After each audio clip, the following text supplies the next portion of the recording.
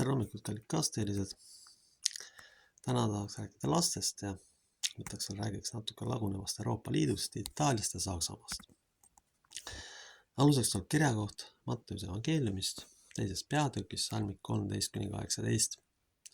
Kui nüüd tähetargad olid lahkunud, vaata siis ilmus issanda ingel Joosepile unenäos ja ütles: tõuse, võta kaasa laps ja tema ema ning põgene Egiptusesse ja jää sinna, kuni ma sind käsin, sest Herodes tahab üles otsida ja lapse hukata.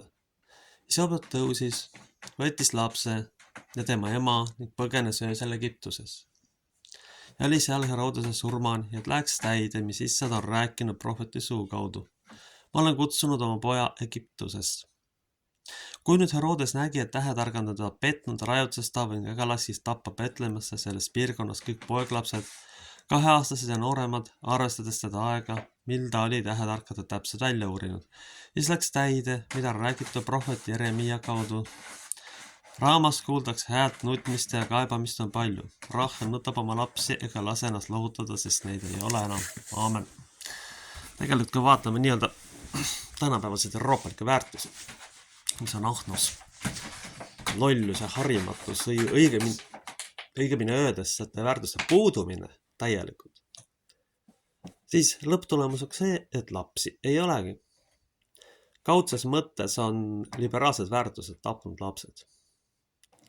Esiteks selle, et perekonnad on ära võtnud ja hävitanud. Teiseks sellepärast, et noortel ei ole võimalusi enam.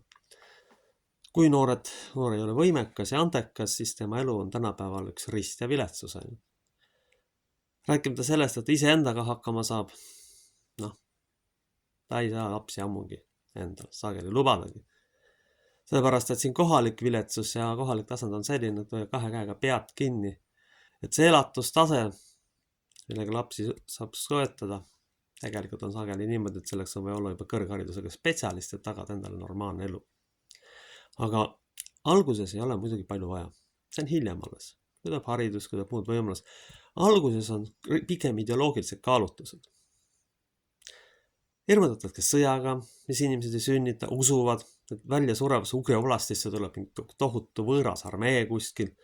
Kui inimesed on 11 oma lolluse harimatusega ära tapnud, sõjad, tülid, sisekonfliktid, kui vallaviletsus, eelnev, mitte praegune, kaebus oma kodanike peale lihtsalt sellepärast, et nad tema tahtmist ei täitnud. Sellesse keskkonda loomulikult ei taha keegi neid sünnitada. Aga on veel mõned märgid, millest avalikus meedias väga ei räägita. See on Euroopa Liit, pöördun selle teema juurde tagasi. Praegu tõenäoliselt võib-olla olete kuulnud, on Saksamaal päris korralik märul ja proua Vaidel on selle märuli eesotsas. Aga kujutame nüüd ette, ja ma tean fakti, et idapoolses Saksamaa osas on antud konservatiivne partei ikkagi väga kõrge populaarsusega. Kujutame ette nüüd seda, et Vaidelil õnnestub võim saada. Siis see tähendab esimese asjana seda, et see proua otsustab, et Saksamaa astub Euroopa Liidust välja. Nii.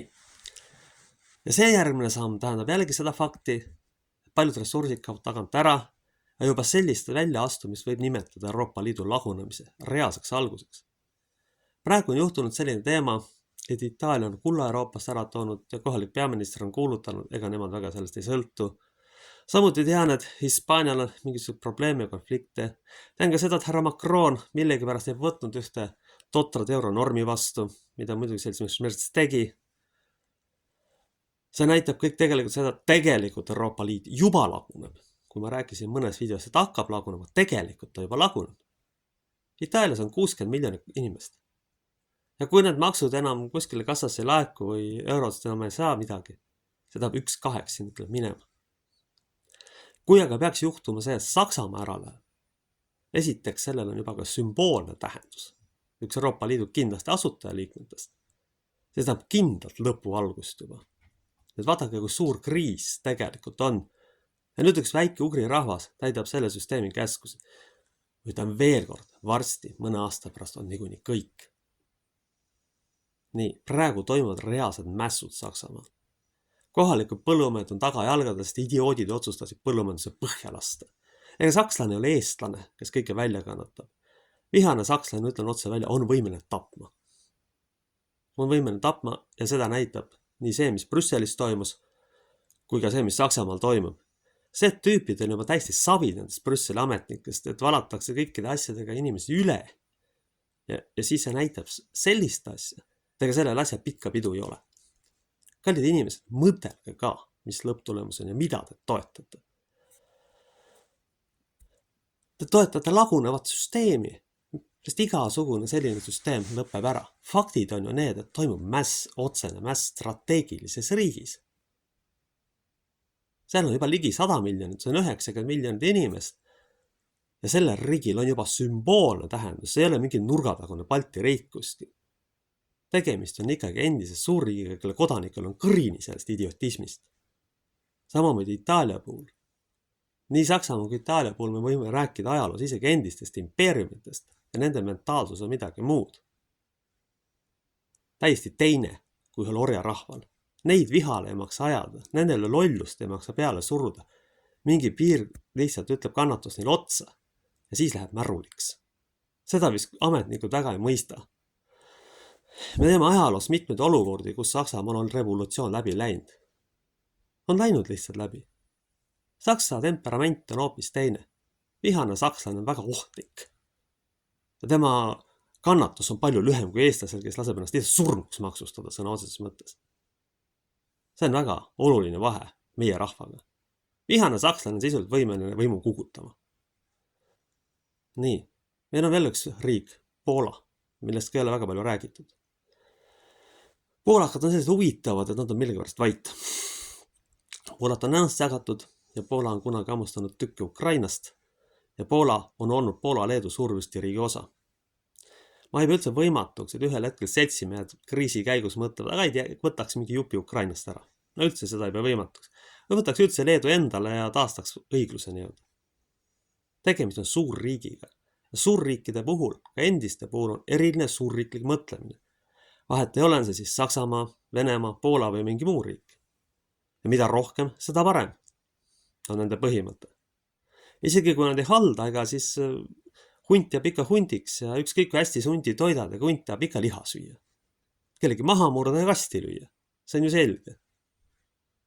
Ja nüüd euroametnikud kallid mõtelge, see normide välja viid, te olete Saksamaad õrritama. Te mõtlete tõesti, et midagi ei juhtu. Kas te ikka tunnete üldse ajalugu või?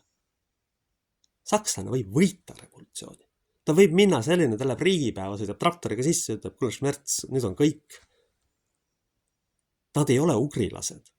Nad on mingi muu rahvas üldse.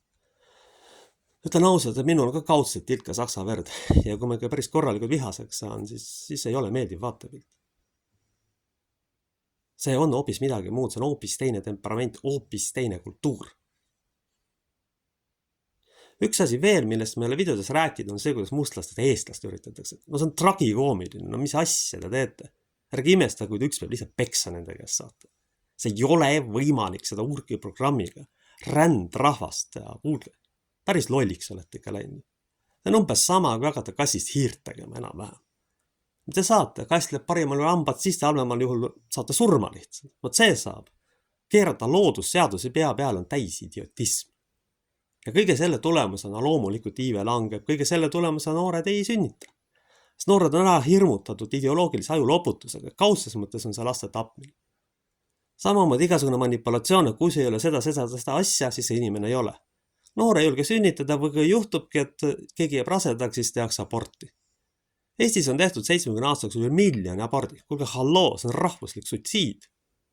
Ideoloogilise ajuloputuse tulemusena. Viimane totrus oli Ukraina sõda. Sõda, mis ei ole otseselt meie oma, ja inimesed usuvad, see tuleb siia. Kuulge, mis nad hakkavad kaubanduskeskusi puruks laskma või? Rahvas on sisuliselt väljasuremise ääre pealt, tööstust ei ole, noored põgenud ära. Teil ei ole mõtet tulla lihtsalt siia. Nad ise tapavad üksteist ära kaudses mõttes. Ise jooksevad laiali. Ja ongi kõik. Täpselt nii nagu see Euroopa Liit. Meil ei ole enam rahvustega perekonda sisuliselt. Need on riismed, mis järgi nii on. Selles on probleem. Selles on probleem. See süüta laste tapmine kaudses mõttes. Terves Euroopas on käinud aastakümned liberaalse ideoloogia sildi all. Nüüd on seltsimise Saksamaa lihtsalt kõrini saanud sest jamast, samamoodi Itaalias. Ma ei imesta, kui järgnevad Prantsusmaa ja Poola ja siis võib sisuliselt Euroopa Liitu kinni panna. Prantsusmaal on ka sümboolne tähendus Ja ma ei usu, et Macron lõppeselt lollust kannatab. Ühel hetkel saab tema mõõt täis ja selle rahva mõõt täis. Pidage seda kõike meeles, kallid kaasteelised. Aamen. Ja kuulake, kui ma palun kõik sinu õpetatud sõnadega sinu kätte. Meie isa, kes sa oled taevas, pühitsetud olgu sinu nimi, sinu riik tulgu, sinu tahtmine sündigu, nagu taevas, nõnda ka maa peal. Meie igapäevast leiba anname tänapäev ja anna meile andeks meie võlad, nagu meiegi andeks oma võlglastele anname. Ja ära saada meid kiusatusse, vaid päästa meid ära kurjast, sest sinu päralt on riik, vägi ja au igavesti. Aamen.